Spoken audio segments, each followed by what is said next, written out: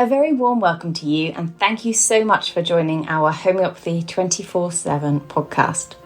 We are going to be speaking to an array of international guests who will share their knowledge and experiences of homeopathy with you. We will discuss all types of subjects such as remedies, symptoms, and stories of health. No matter where you are with your homeopathic journey, we aim to inspire you on your quest to natural health and living. The podcast is brought to you by Mary Greensmith, the founder of Homeopathy 24/7, which is a global platform connecting you with a homeopath wherever you are in the world, 24 hours a day. So let's get started with today's chat. Please welcome Mary Greensmith. Hello and welcome. Lovely to see you. Thank you so much for joining us today. And I'm really pleased to be able to welcome Isobel Fothergill. Lovely to see you, Isobel. How are you today? Yeah, I'm really well. Thank you, Mary. Very happy to be here and excited to talk about homeopathy with you again. Yes, we are so lucky, aren't we? We can always meet for a coffee wherever we are in the world. And talk to somebody who kind of gets us. It's so lovely. And of course, you're on the Homeopathy 24/7 team of homeopaths. So you're working with people as a homeopath around the world. And today you've come to talk to us about Pulsatilla. That's right. Yes, I love Pulsatilla, actually. I think it's a wonderful remedy. And as some of the people who are listening to this probably know, it's what we call a Polycrest, which means it's useful for lots and lots of different emotional and physical symptoms. And that's why you often get it in a homeopathic remedy kit, because it's such a useful one to have at home. It's a big remedy, isn't it? It's a big one. So where are we going to begin with Pulsatilla? Because as you said, it is the most beautiful remedy. We use it a lot. We use it for a vast number of reasons. Let's start with how we would recognise Pulsatilla whilst we're talking to them. Well, I think one of the most noticeable things about Pulsatilla is the fact that it's a person who needs it. They tend to be quite timid and shy, but also very affectionate. And they love company, reassurance. If they're upset about something, they want lots of support. They want someone to be there with them, supporting them, giving them lots of hugs and attention. And that goes all the way through from, grown up, so grown women, down to children who like to be carried and who are clingy with their mums. Yeah. So that's a really keynote of Pulsatilla, which makes it easy to recognise, actually, as well. Doesn't it? And quite often when we're talking about what do they like when you take them and drop them off at school, we've got that clinging around the legs, haven't we? We do, yeah. They don't want to go in. They want to stay with mum. Yeah. They might be upset. They'll go in the end, but it's not what they would want. They want to be with mum. Yes, yeah. But we see it through all ages, don't we? We see it's a remedy that we can give to everybody from newborn babies to end of life care. It's just so huge. So let's talk about what else we see about how do we differentiate that wanting attention and what else is going on? Well, with Pulsatilla, you will find as well that when someone's got a cold or maybe sinusitis or a cough or something like that, that they'll have a lot of sort of yellowish green discharges, which are really distinctive. And again, that makes it stand out from other remedies, which might say have white or just yellow discharges.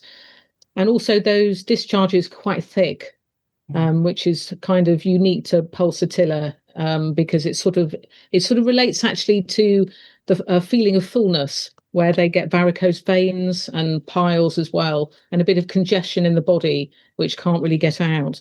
So I think that's a lovely one to look out for, because if you're trying to prescribe for a cough or a cold at home, looking out for yellow-green discharges is a really helpful tip. It is, and it's easy, isn't it? It is easy. So, and once we've got that, we can compare it with Cali B, and there's only a couple of remedies that we need to compare it with, and also it has a lot of ear going towards the ear, doesn't it? It does. Earaches and the sinusitis that I just mentioned as well. And so I think in childhood, if you've got a child who keeps getting earache, Pulsatilla is a really useful one to look at. And another thing about them actually is they're very chilly. So that's a useful keynote. Yes. They don't like being cold, and they get chilly very easily, particularly in their hands and fingers. That's really interesting because Pulsatilla likes being outside, don't they? They do.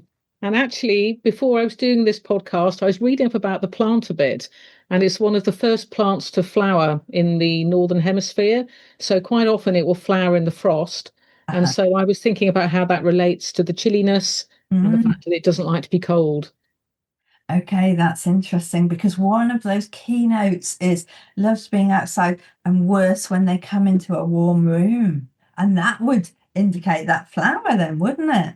It would, yes. Yeah. And actually, that desire for open air is really, really strong in Pulsatilla.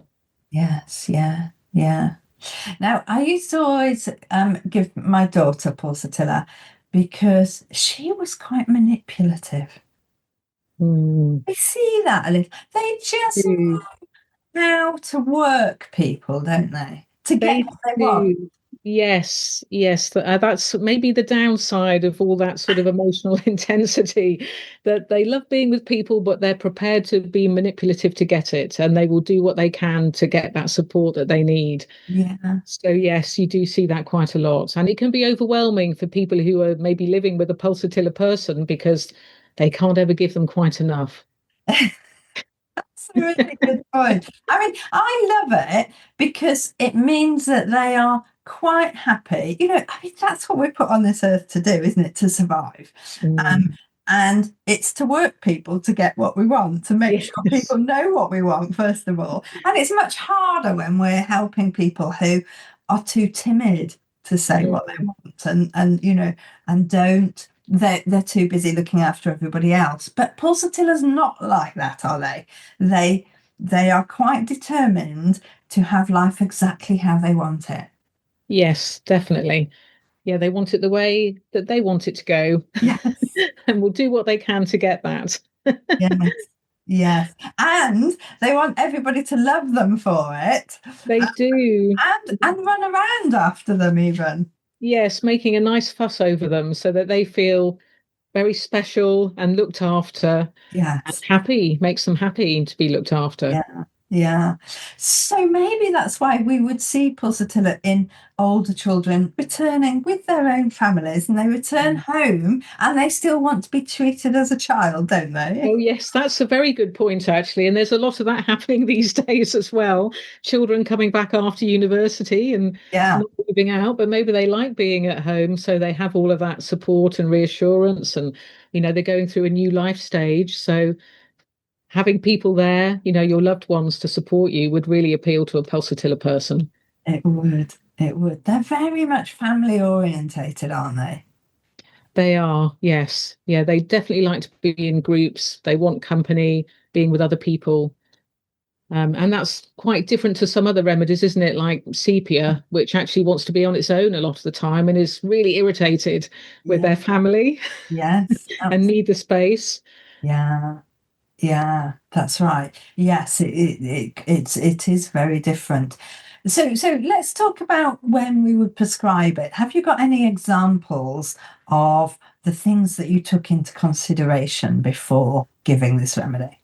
Yes, I had a lovely case actually of a teenage girl who had been feeling really nauseous for about 6 weeks. It started quite clearly with when she ate this pie. It was a steak or meat pie, and she was sick after having it. And normally you'd think, oh, that's it. You've been sick, whatever it is, it's gone.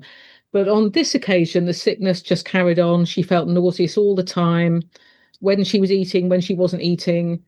And what was really significant is at meal times, she would go outside to feel better. So she said, oh, I can't eat anything. I'm going to have to go outside. So she went outside in the open air. Then she'd come back in again. Still didn't eat very much, but it made her feel better to go outside. So that was a really interesting symptom.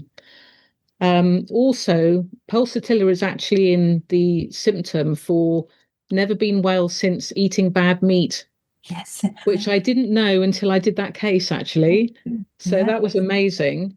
yeah, Um, she also needed a lot of reassurance. She was quite tearful, and there was a lot of nausea, not just at the meal times, but also with traveling in a car. And she was also having headaches, which were kind of in the middle of her forehead, which again is a pulsatilla symptom. Yeah. So it was a very clear picture, actually. I gave her pulsatilla 1M. Yeah. And when she came back, I found that she'd had a slight sort of intensity of feeling sick the day after taking the remedy. And then it went, and she didn't feel sick again. And that was the end of the case. No. She didn't need to come back again. It was amazing. No. And that's lovely, considering that she'd had this nausea for over, a month, quite a few weeks, isn't it, to go on feeling that sickness. Yeah, and it's So you collecting the symptoms, putting them all together, and they all coming up in the picture of Pulsatilla. It's like perfect, isn't it? it is perfect. What we do. It is. It's exactly what we do. We collect all of the symptoms, Yeah. put them together like a jigsaw puzzle, and then we see what's revealed at the end of it. We A find the remedy detective that's word. we find the remedy that's got all of those aspects into it. I mean, she must have been so pleased.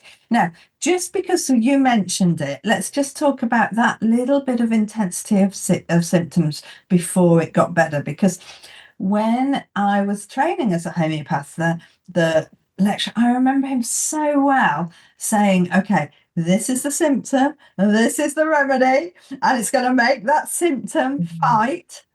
And until the symptom is bigger than the remedy and the symptom knows what to do. So your case really explains how the remedy isn't making you better. It's stimulating the body to make a different reaction. That's right. Yes, it gives the body that nudge, a really gentle nudge, actually, which is what's so great about homeopathy, but a gentle nudge to make the body react to the symptom, as you say, get bigger than it, and then it sort of promotes it to then heal itself, to do what it needs to do to get better. Perfect. So, and you're right, that case does actually exemplify that really, really well. So I'm going to use that example again. So, because it's everything, it's collecting up those symptoms, and each of those symptoms were quite distinctive. It all matched Pulsatilla. So there couldn't have been another remedy that was, spot on. It was spot on. Yes, it was. And that's partly why in that case I went for a higher potency as well, because I was very confident in the remedy selection.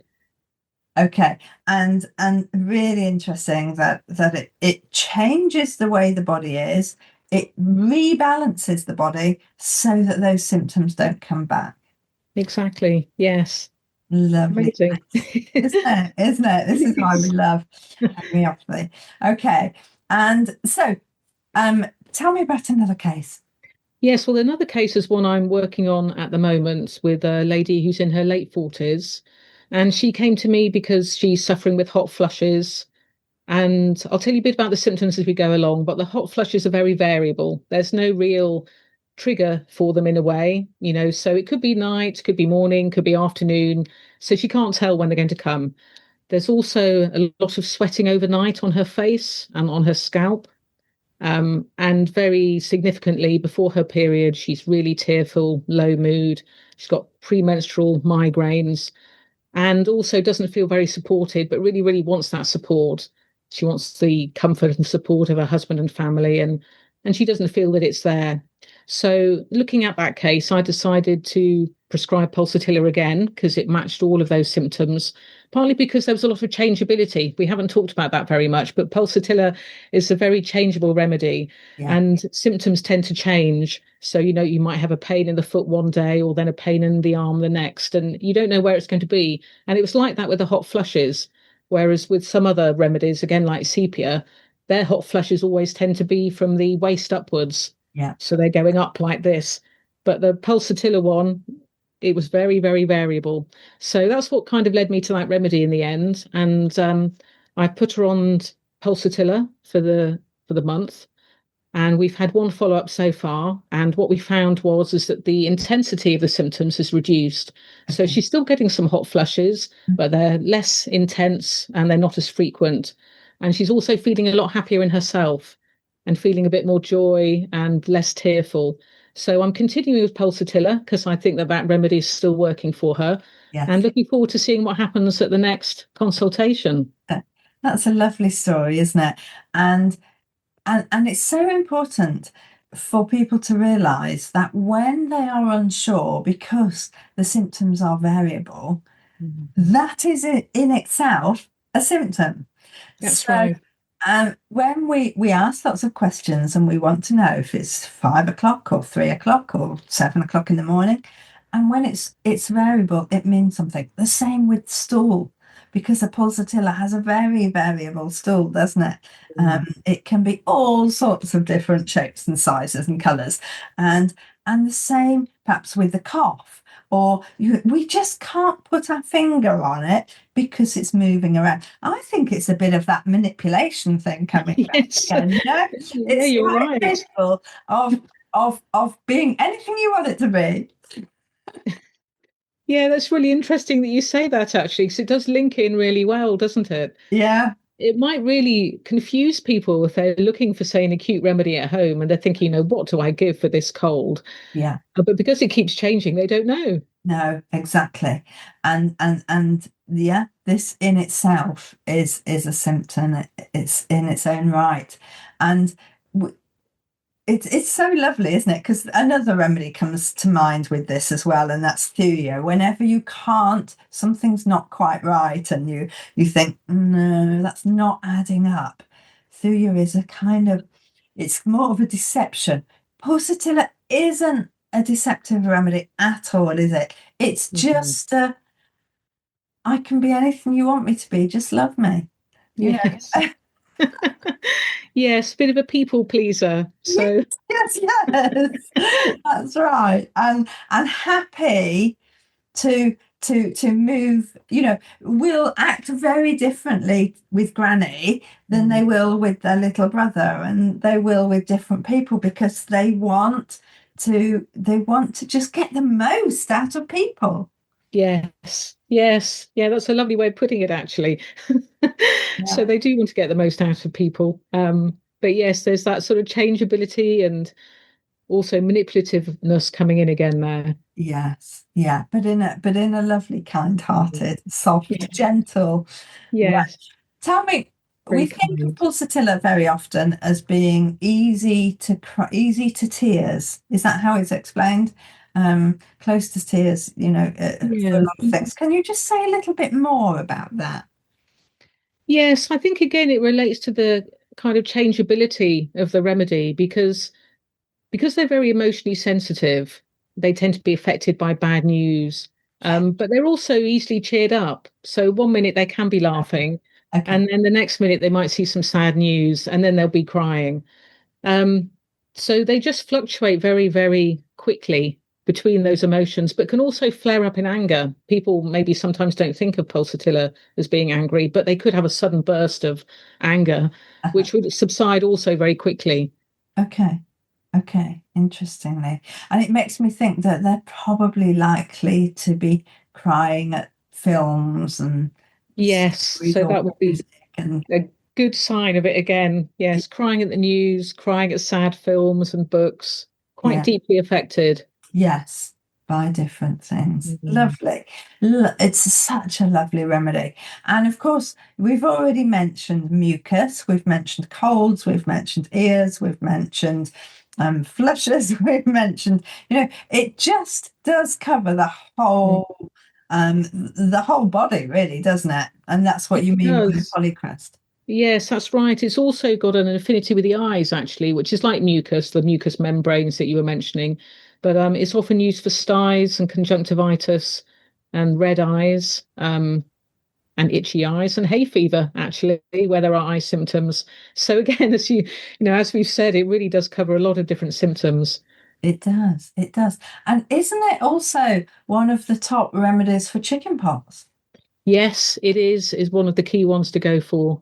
Yeah. So very, very essential to have in the Yeah. homeopathic first aid kit.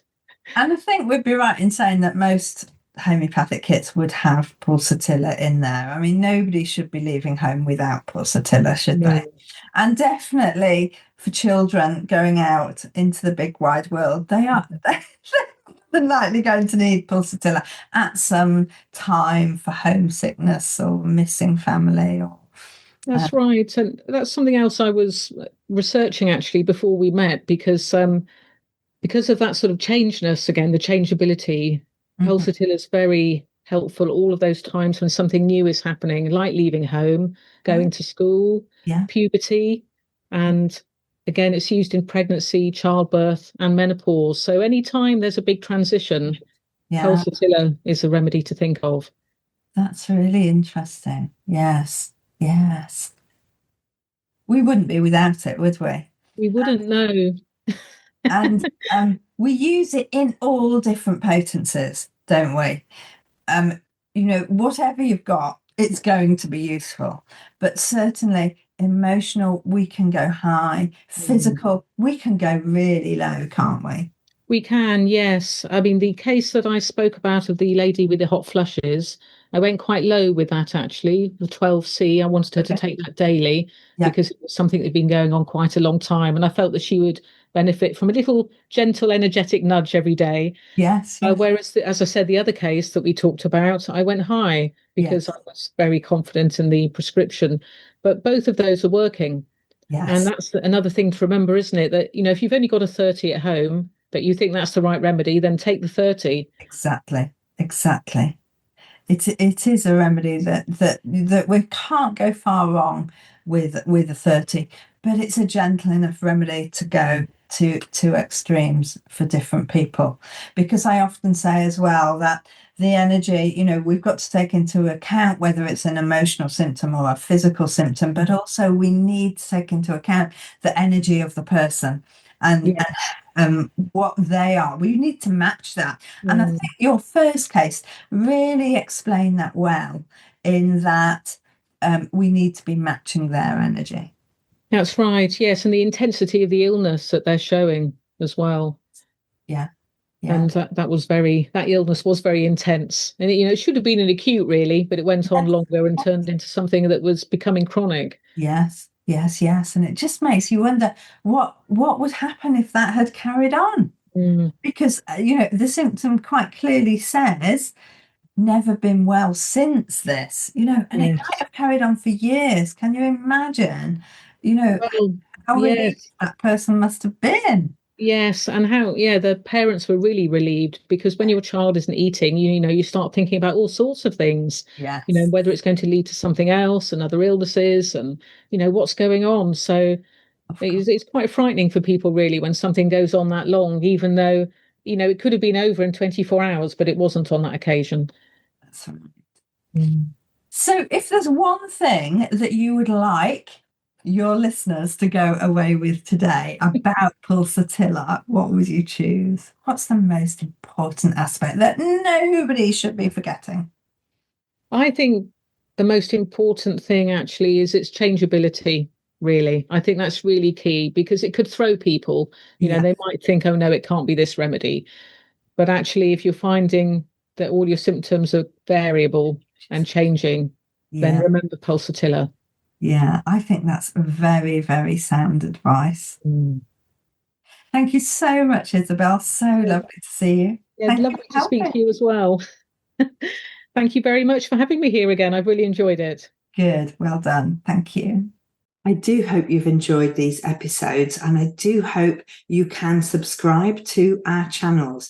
Now, there are various ways for you to listen to our podcast or watch it on video on YouTube. So whether it's iTunes, Spotify, or YouTube, please do subscribe and please do leave us a review. If you leave us a review on these platforms, then more people will see our podcast. We just want more people to share the joy of homeopathy. It's a choice that everybody should know about. Please do everything you can to help us help more people.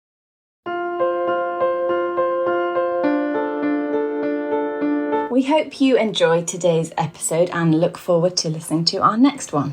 Please don't forget to follow our podcast on your chosen channel, and please do leave us a review so we can continue to share homeopathy with as many people as possible. If you do have any questions, please do reach out to us on any of our social platforms mentioned in the show notes.